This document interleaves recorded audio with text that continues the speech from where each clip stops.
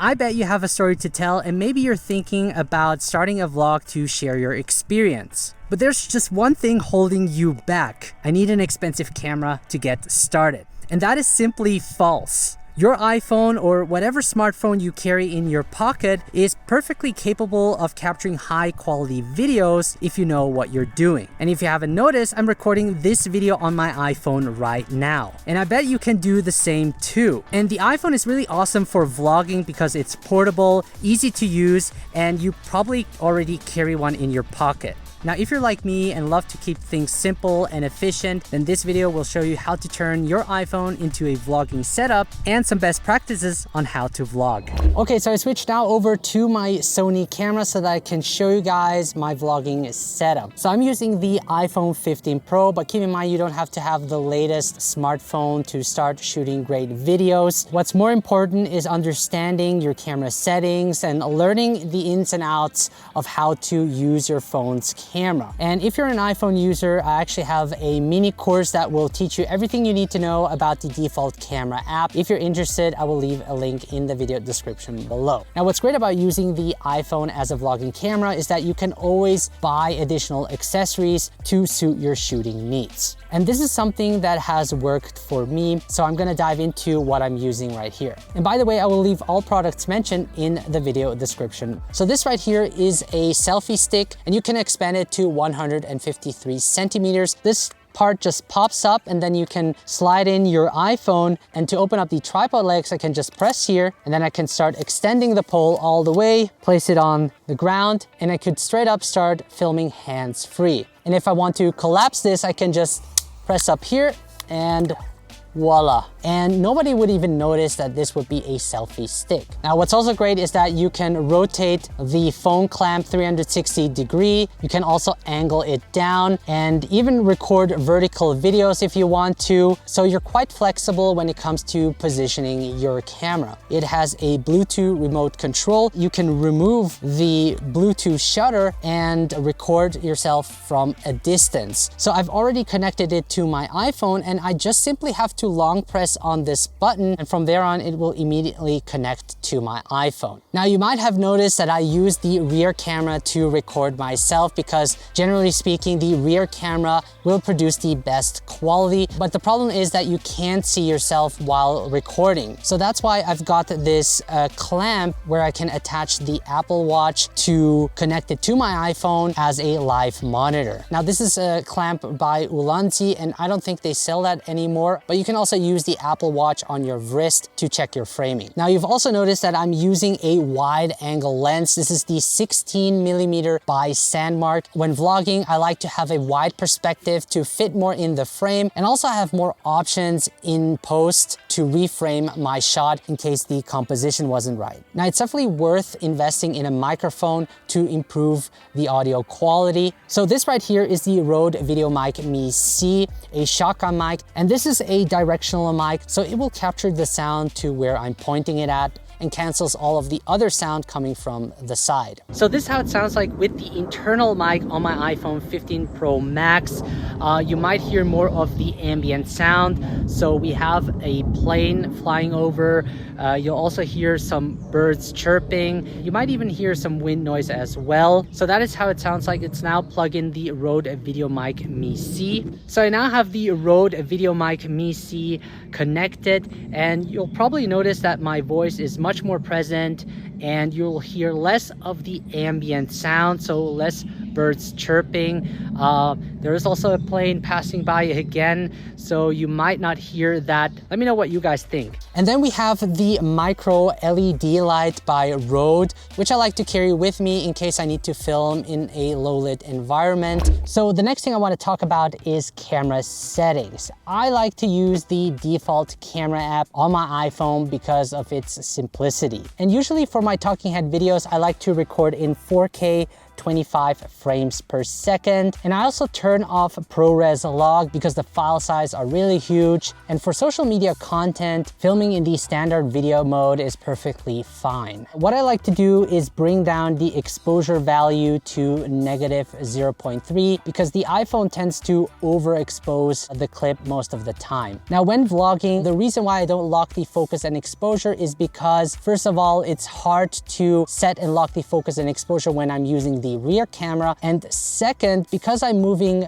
back and forth, I want the focus to be in auto. And unfortunately, you can't separate focus and exposure on the default camera app. For that, you will have to use a professional video application like the Blackmagic camera. Now, I would use the Blackmagic camera, but unfortunately, the Apple Watch live monitor isn't supported yet. Now, if you're shooting your B-roll, which is secondary footage, I switch over to 4K 50 frames per second or 4K 60 frames per second to later on slow down the clip in the edit. Now you can see I've set it to 4K at 25 frames per second. I also have enhanced stabilization on.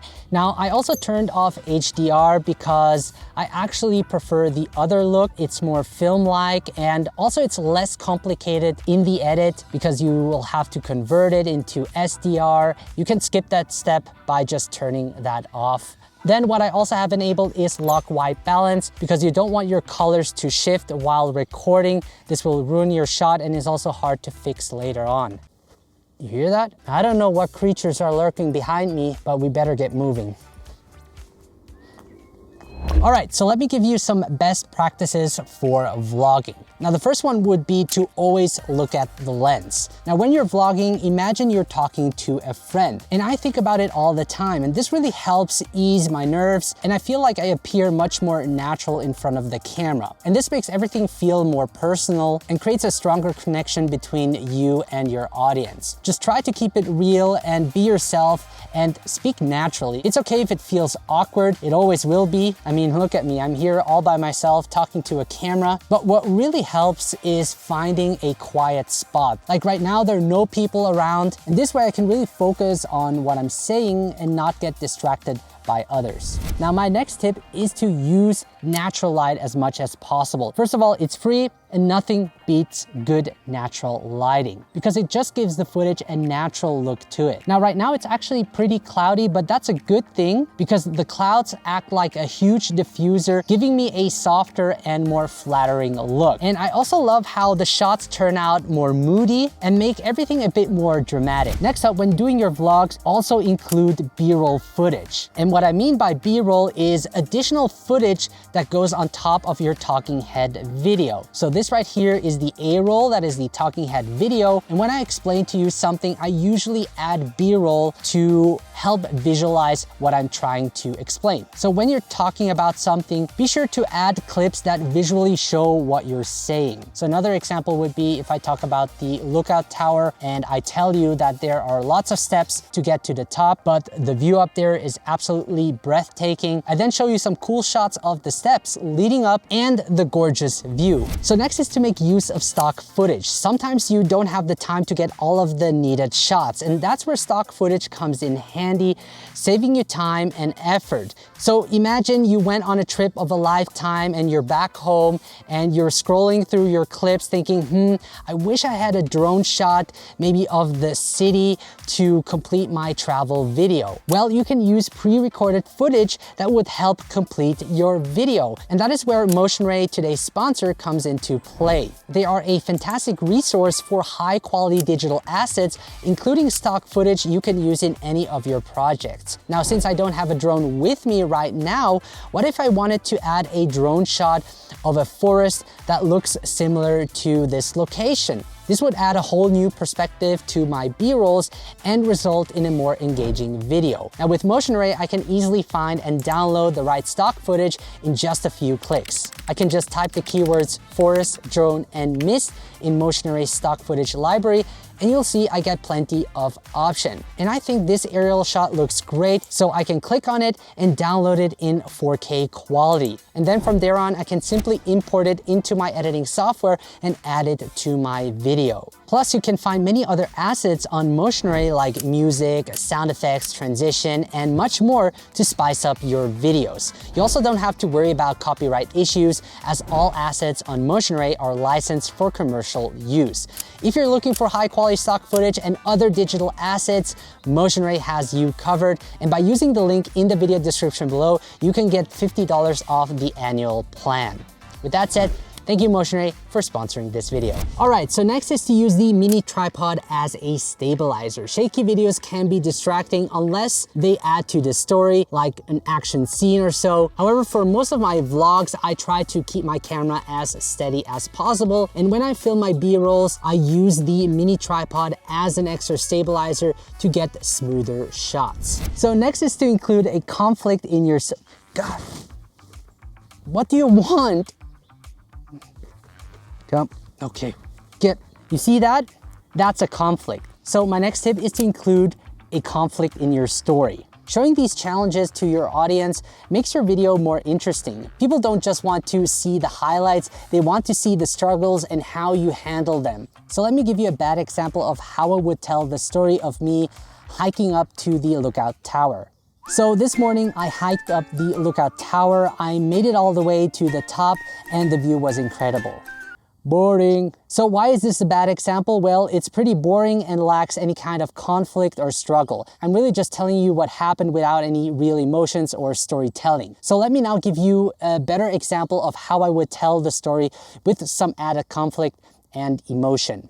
So this morning I decided to hike up to the lookout tower. It was a cloudy day which made the trail slippery and harder to navigate. Halfway up, I came across a fallen tree blocking the path. It must have been from last night's storm. I thought about returning since the weather was worsening, but then I remembered how badly I wanted to see the view from the top.